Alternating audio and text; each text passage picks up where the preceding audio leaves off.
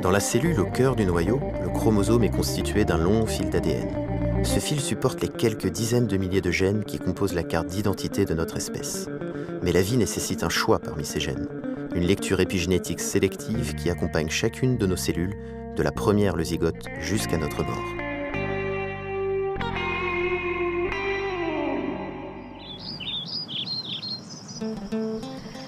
Les végétaux défient le temps. Les arbres grandissent sans fin, les plantes renaissent et refleurissent à chaque printemps. Voici les champions de la survie et de l'adaptation. Leurs particularités épigénétiques intéressent la biologie et l'agriculture. Quels sont leurs secrets ?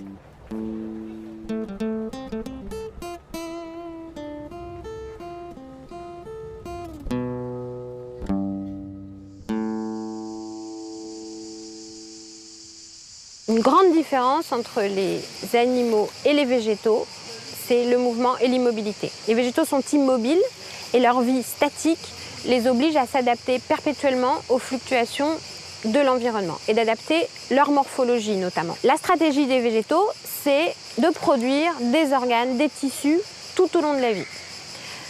Ils font ça grâce à des groupes de cellules spécialisées, les méristèmes. Voilà, donc les méristèmes sont des groupes de cellules souches. C'est donc un système pour à la fois produire des organes et s'auto-renouveler en tant que réserve de cellules.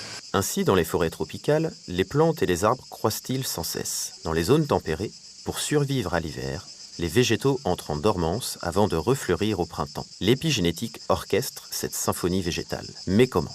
Alors, un exemple très intéressant est la mise à fleur. Donc, les plantes ont un système pour sentir l'hiver, conditions défavorables, et le retour du printemps, conditions favorables. Ce système consiste en des marques épigénétiques déposées sur le gène FLC, qui est un répresseur de la floraison. Donc, il est actif en hiver, et quand vient le printemps, des marques épigénétiques éteignent la transcription de ce gène. Alors nous, ce qu'on essaye de faire au laboratoire, c'est de comprendre quelles sont les marques épigénétiques qui se transmettent au cours de la formation des gamètes et à la génération suivante.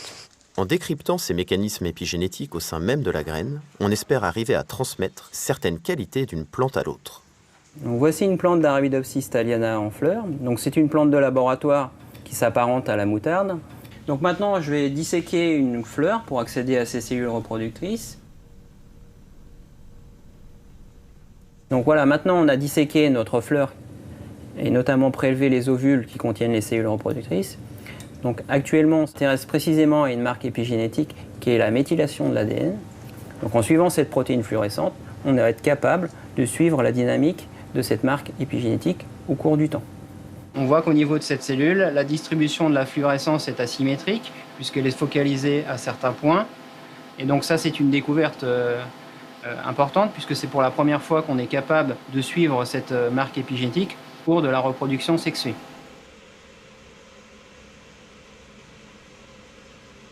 Arabidopsis thaliana est un outil précieux. Cette petite plante, au cycle de reproduction court, permet d'observer les transmissions épigénétiques au fil des générations.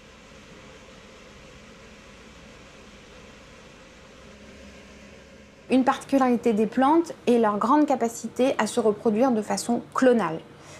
Par exemple, par bouturage des tiges, des racines, mais il existe aussi des modes de reproduction clonale par les graines. C'est ce qu'on appelle l'apomixie. Apo, sans, mixie, sans mélange. Sans mélange des génomes mâles et femelles. L'apomixie est une propriété de certaines plantes sauvages dont les graines asexuées produisent des clones de la plante mère. Des mécanismes épigénétiques entrent en jeu. Pourtant, ce serait un outil extrêmement puissant pour l'agriculture puisque ça permettrait de fixer en une seule génération, un seul croisement, des caractères d'intérêt. Par exemple, la résistance à la sécheresse, des caractères de résistance à des bioagresseurs, à des parasites. Et surtout, ce qui est intéressant, c'est que ça permet du coup de sélectionner des caractères locaux, adaptés à des situations locales. Et on comprend que nos recherches sont complètement adossées à la recherche sur la diversité des plantes cultivées la recherche sur les variétés anciennes qui sont souvent plus adaptées aux conditions locales que les variétés privilégiées par l'agriculture intensive. Et les enjeux sont évidents, étant donné que 800 millions de personnes sont encore sous-alimentées dans le monde. Le maintien de la biodiversité végétale s'impose face au danger de la monoculture. Comprendre et maîtriser les mécanismes épigénétiques de la reproduction permettra de fixer des caractères adaptés localement. Voici l'un des défis de l'agriculture durable.